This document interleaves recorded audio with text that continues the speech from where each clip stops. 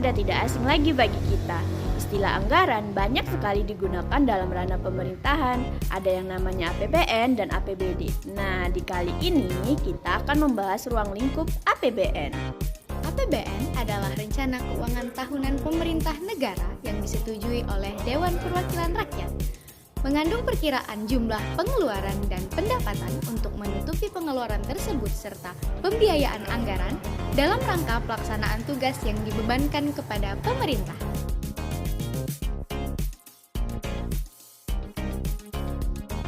Tahap perencanaan anggaran oleh eksekutif.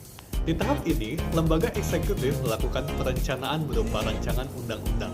Sesuai dengan PP nomor 90 tahun 2010 tentang penyusunan rencana kerja dan anggaran kementerian atau lembaga, rancangan APBN terdiri dari yang pertama yaitu anggaran pendapatan negara, yang kedua yaitu anggaran belanja negara, dan yang terakhir yaitu pembiayaan. Besaran anggaran belanja negara didasarkan atas kapasitas fiskal yang dapat dihimpun oleh pemerintah. Dalam hal rencana belanja negara meliputi dari rencana pendapatan negara, pemerintah dapat melampaui kapasitas fiskal dengan menjalankan anggaran defisit. Menteri atau pimpinan lembaga selaku pengguna anggaran wajib menyusun rencana kerja dan anggaran atau yang disebut dengan RKAKL atas bagian anggaran yang dikuasainya. Penyusunan RKAKL harus menggunakan pendekatan. Ada 3 pendekatan, yaitu yang pertama kerangka pengeluaran jangka menengah, yang kedua penganggaran terpadu, yang ketiga yaitu penganggaran berbasis kinerja. RKAKL disusun secara terstruktur, dirinci menurut klasifikasi anggaran meliputi klasifikasi organisasi, klasifikasi fungsi, dan klasifikasi penghasilan. Penyusunan RKAKL menggunakan instrumen, yaitu yang pertama indikator kinerja, yang kedua standar period, yang terakhir evaluasi kinerja. Tahapan penyusunan RKAKL. Pada tahap ini terdapat langkah-langkah yang harus dilakukan. Yang pertama, penyusunan rencana kerja Kementerian Negara atau lembaga atau disingkat RENJAKL. Berdasarkan Peraturan Pemerintah Nomor 20 Tahun 2004 tentang Rencana Kerja Pemerintah dan Peraturan Pemerintah Nomor 21 Tahun 2004 tentang penyusunan rencana kerja dan anggaran Kementerian Negara atau lembaga, Kementerian Negara Lembaga menyusun RENJAKL mengacu pada rencana strategis atau RENSTRA Kementerian Negara Lembaga yang bersangkutan dan mengacu pula pada prioritas pembangunan nasional dan pagu indikatif yang ditetapkan oleh Bappenas dan Keuangan dengan urutan sebagai berikut. Pertama, Kementerian Keuangan menyusun kapasitas fiskal untuk penyusunan pagu indikatif tahun anggaran yang direncanakan, termasuk penyesuaian indikasi pagu anggaran jangka menengah paling lambat pertengahan bulan Februari tahun sebelumnya. Yang kedua, pagu indikatif disusun oleh Menteri Keuangan bersama Bappenas dengan memperhatikan kapasitas fiskal dan pemenuhan prioritas pembangunan nasional. Yang ketiga, pagu indikatif dirinci menurut unit organisasi, program, kegiatan, dan indikasi pendanaan untuk mendukung arah kebijakan yang telah ditetapkan oleh Presiden. Yang keempat, pagu indikatif sementara yang sudah ditetapkan beserta prioritas pembangunan nasional disampaikan kepada kementerian atau lembaga dengan surat yang ditandatangani Menteri Keuangan bersama Bappenas pada bulan Maret tahun sebelumnya. Dan nomor 5, menteri atau pimpinan lembaga membuat RENJAKL berpedoman pada surat tersebut. Pada poin 4, RENJAKL disusun berbasis kinerja, kerangka pengeluaran jangka menengah dan penganggaran terpadu yang membuat kebijakan program dan kegiatan. Yang keenam, penyusunan RENJAKL dilakukan terlebih dahulu pertemuan 3 pihak yaitu Kementerian atau Lembaga Perencanaan dan Kementerian Keuangan atau teknis kementerian. Yang ketujuh, menteri atau pimpinan lembaga menyampaikan RENJAKL kepada Kementerian Perencanaan dan Kementerian Keuangan untuk menyusun rincian pagu indikatif. Tahap penyusunan RKAKL yang kedua ialah penyusunan rencana kerja dan anggaran Kementerian Negara Lembaga RKAKL. Penyusunan RKAKL selambat-lambatnya pada pertengahan bulan Mei. Pemerintah menyampaikan kerangka ekonomi makro dan pokok-pokok pikiran kebijakan kepada DPR. Hasil pembahasan antara DPR dan pemerintah akan menjadi kebijakan umum dan prioritas anggaran bagi Presiden atau Kabinet yang akan dijabarkan oleh Menteri Keuangan dalam Surat Edaran Menteri Keuangan tentang Pagu Sementara.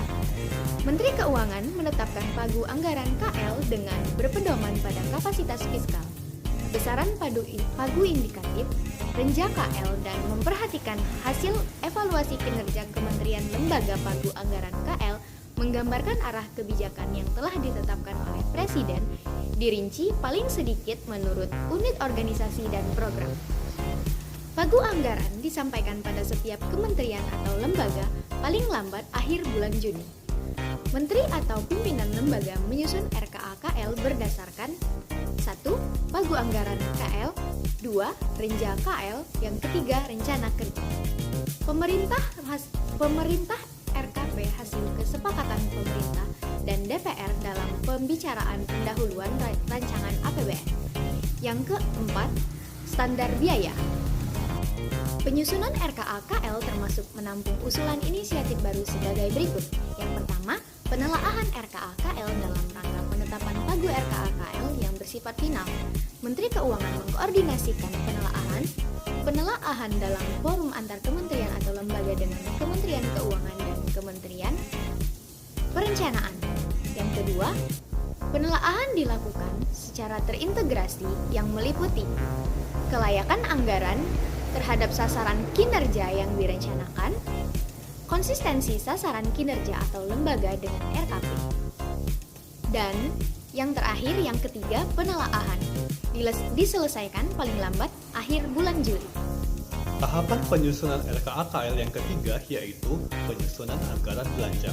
RKA KL hasil telaah Kementerian Perencanaan dan Kementerian Keuangan menjadi dasar penyusunan anggaran belanja negara.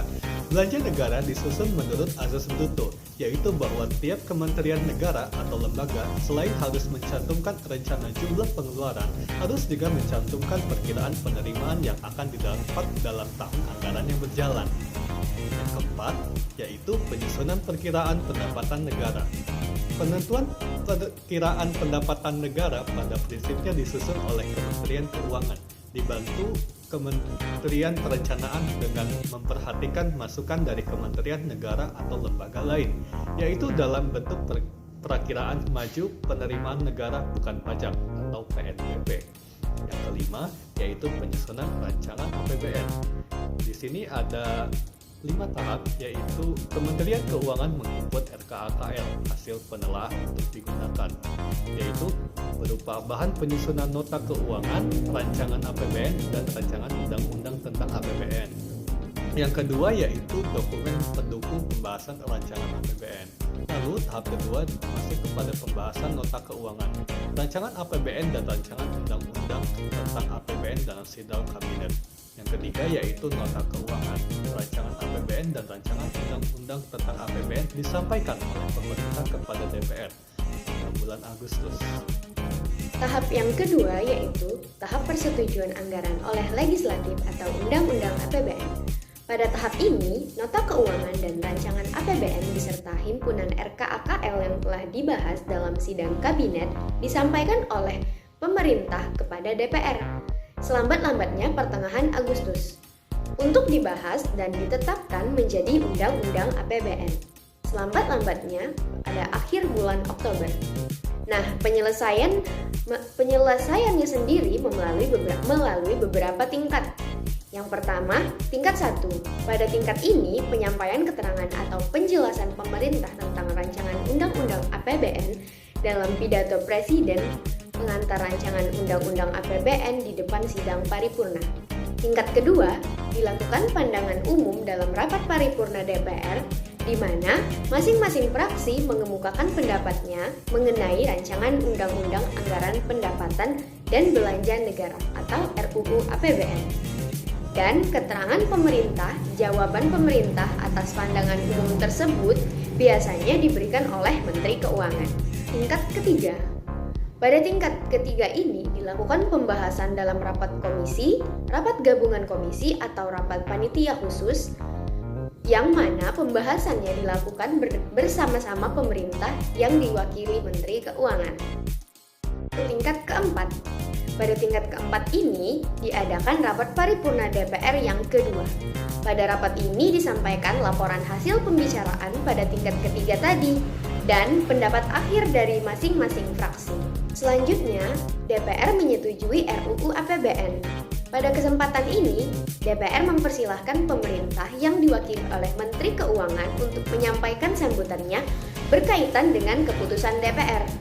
RUU APBN yang telah disetujui selanjutnya disahkan oleh Presiden menjadi Undang-Undang APBN. Tahap ketiga yaitu tahap pelaksanaan anggaran oleh eksekutif. UU APBN yang sudah disetujui DPR dan disahkan Presiden sudah disusun dengan rinci sampai dengan unit organisasi, fungsi, program, kegiatan, dan jenis belanja. Setiap pergeseran antar unit organisasi, antar kegiatan, dan antar jenis belanja harus mendapatkan persetujuan oleh DPR. Pelaksanaan UU APBN dituangkan lebih lanjut dengan keputusan Presiden sebagai pedoman bagi Kementerian Negara atau lembaga negara dalam melaksanakan anggaran yang selambat-lambatnya akhir bulan November. Kepres tentang rincian APBN ini menjadi dasar Kementerian Negara atau lembaga untuk mengusulkan konsep dokumen pelaksanaan anggaran kepada Menteri Keuangan selaku Bendahara Umum Negara. Menteri Keuangan mengesahkan dokumen pelaksanaan anggaran selambat-lambatnya tanggal 31 Desember dengan dokumen pelaksanaan anggaran tersebut mulai 1 Januari tahun anggaran berikutnya. Kementerian Negara atau lembaga negara dapat melaksanakan penerimaan dan pengeluaran yang berkaitan dengan bidang tugasnya. Tahap pelaksanaan pengawasan anggaran. Di tahap ini, DPR selaku badan legislatif melakukan kegiatan berjalannya pemerintahan, di mana DPR melihat, memperhatikan, memonitor, memeriksa, menilai, dan melaporkan penggunaan anggaran yang dialokasikan untuk membiayai pelaksanaan dari rencana yang sudah direncanakan sebelumnya. Pada intinya, pengawasan anggaran atau yang juga dikenal dengan budgetary control lebih berfokus kepada penilaian terhadap suatu rencana anggaran keuangan dibandingkan dengan pelaksanaannya. Sebagai alat controlling, pengawasan anggaran bertugas untuk mengevaluasi rencana anggaran dan rencana kerja dengan cara membandingkan antara realisasi pelaksanaan kerja dengan rencana anggarannya, serta melakukan tindakan perbaikan apabila memang diperlukan dan jika memang terdapat kegiatan menyimpang yang merugikan. Dan tahap terakhir yaitu tahap pertanggungjawaban atas pelaksanaan anggaran. Presiden menyampaikan rancangan UU tentang pertanggungjawaban pelaksanaan APBN berupa laporan keuangan yang disusun atas dasar realisasi yang sudah diberi opini oleh BPK. Laporan keuangan disiapkan selambat-lambatnya 6 bulan setelah berakhirnya APBN tahun anggaran yang bersangkutan. Laporan keuangan terdiri dari laporan realisasi anggaran, neraca, laporan arus kas, dan catatan atas laporan keuangan yang dilampiri laporan perusahaan negara dari badan lainnya.